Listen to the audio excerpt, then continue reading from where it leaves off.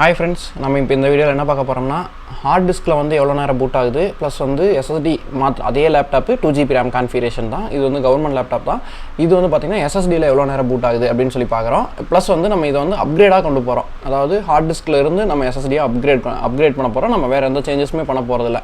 Even though இந்த இது அதாவது RAM வந்து அப்டேட் பண்ண போறதே கிடையாது. ஏனா இந்த மாதிரி வரக்கூடிய லேப்டாப்ல வந்து இது கிடையாது. RAM வந்து அப்டேட்டபிள் கிடையாது. கூட கொடுக்குற RAM தான் 2GB RAM தான். கழட்டவும் முடியாது, எக்ஸ்ட்ரா போடவும் முடியாது.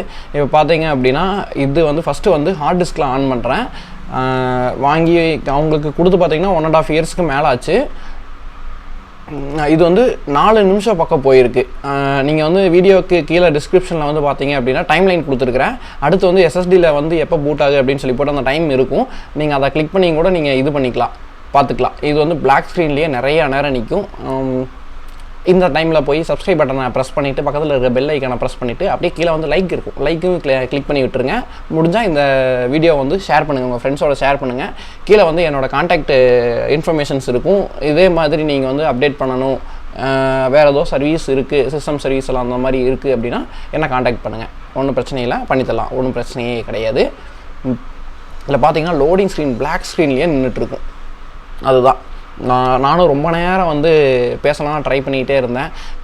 ஆனால் என்னாலேயும் இந்த பிளாக் ஸ்க்ரீனை பார்த்துட்டு என்ன பேசுகிறதுனே தெரில. அப்படியே பிளாங்காக இருக்குது என்னோடய மைண்டுமே. ஸோ என்ன பண்ணுறதுன்னு எனக்கும் தெரில.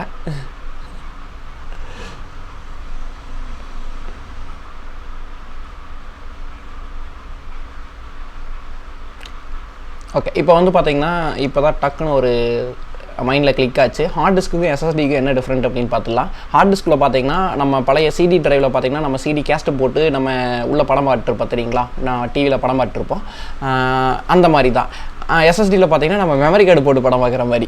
அதுதான் வித்தியாசம், வேறு ஒன்றும் கிடையாது. உள்ளே வந்து ஹார்ட் டிஸ்க்குள்ளே வந்து பார்த்திங்கன்னா CD அந்த மாதிரியெல்லாம் இருக்கும், நிறையா CDs இருக்கும். அதுலேருந்து ரைட் பண்ணுறங்காட்டி பார்த்திங்கன்னா அது வந்து லைஃப் ஆக ஆக ஆக உங்களுக்கு வந்து ரொம்ப கம்மியான இதில் தான் போகும். லைஃப் வந்து ரொம்ப கம்மியாயிரும், ப்ளஸ் வந்து ஸ்பீடு வந்து ரொம்ப ரொம்ப கம்மியாயிரும். ஆனால் SSDயில் பார்த்தீங்க அப்படின்னா full and full micro chips தான் இருக்கும், வேறு எதுவுமே இருக்காது. லைக் தட் இது மெமரி கார்டு. அதனால் பார்த்தீங்கன்னா உங்களுக்கு வந்து பர்ஃபார்மன்ஸ் வந்து கம்மியாக இருக்க சான்ஸே கிடையாது. நான் இதில் வந்து இந்த இதில் வந்து யூஸ் பண்ணியிருக்கேன் SSD பார்த்தீங்கன்னா ADATA கம்பெனியோடது 120GB தான் யூஸ் பண்ணியிருக்கேன். போதும், OS ரன் பண்ணிவிட்டு ஆன்லைன் கிளாஸ்க்காக அப்படின்னு கேட்டாங்க. அதனால் 120GB போதும் அப்படின்னு சொல்லி போட்டு 120GB போட்டிருக்கேன்.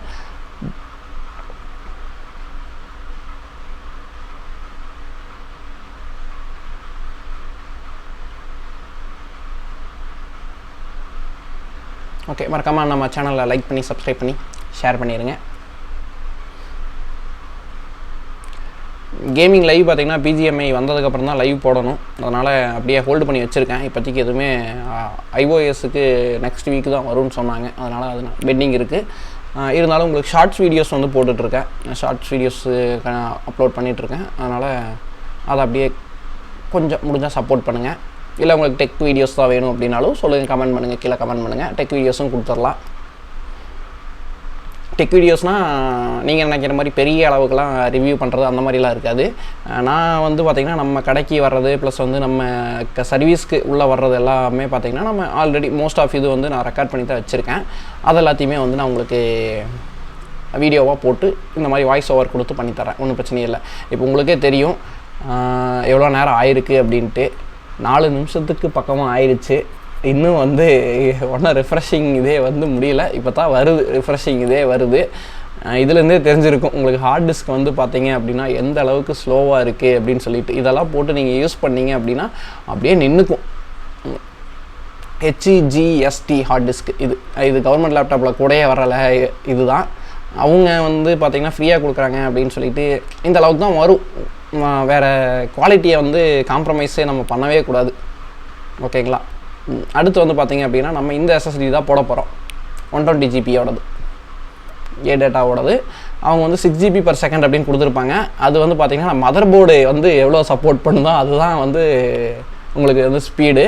இதில் வந்து பார்த்திங்க அப்படின்னா 4GB/s வந்து இந்த மதர் போர்ட் சப்போர்ட் பண்ணுன்னு சொல்லி போட்டிருந்தாங்க. நான் இப்போ வந்து போட்டுட்டு ப்ளஸ் வந்து பார்த்தீங்கன்னா ஃபஸ்ட்டு வந்து இது வந்து பிளாங்காக தான் இருக்கும். அதனால் வந்து ஆப்ரேட்டிங் சிஸ்டம் வந்து இன்ஸ்டால் பண்ணணும்.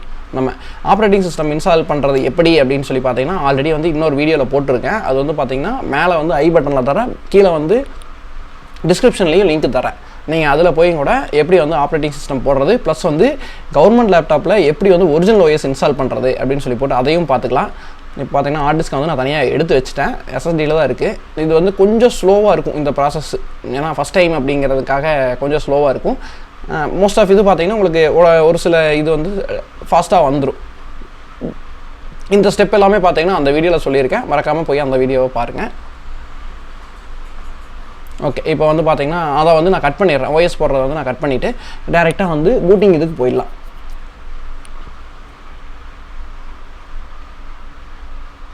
ஓகே, இப்போ நான் வந்து பார்த்தீங்க அப்படின்னா OS எல்லாமே போட்டு முடிச்சிட்டேன். இப்போ வந்து ஆன் பண்ணுறதுலேருந்து பார்ப்போம். இப்போ சேம் அதே மாதிரி டைமர் ஓடிட்டுருக்கு. ஆன் பண்ணுறேன், வந்துருச்சு. ஓகே, லோடிங் ஸ்க்ரீன் வருது. டெஸ்க்டாப் வர்றதுக்கு மட்டும் எவ்வளோ நேரம்னு பாருங்கள்.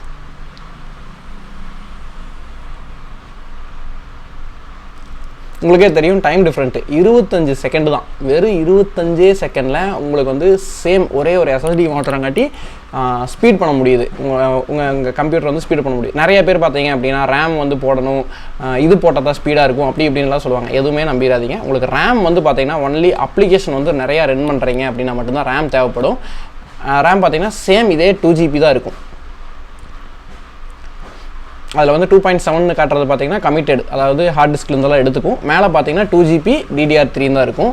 அதில் வந்து 1.5GB யூஸபிள் தான் கொடுப்பானுங்க. அதனால் அப்படியே யூஸ் ஆகிட்டு இருக்கும், ஒன்றும் பிரச்சனையே இல்லை. அதனால தான் ஒன்றும் பிரச்சனையே இல்லை. AMD A4 ப்ராசஸர் கூட வந்ததே தான். நான் இதுலேருந்து எந்த சேஞ்சஸுமே பண்ணலை. தேங்க்ஸ் ஃபார் வாட்சிங் கைஸ்.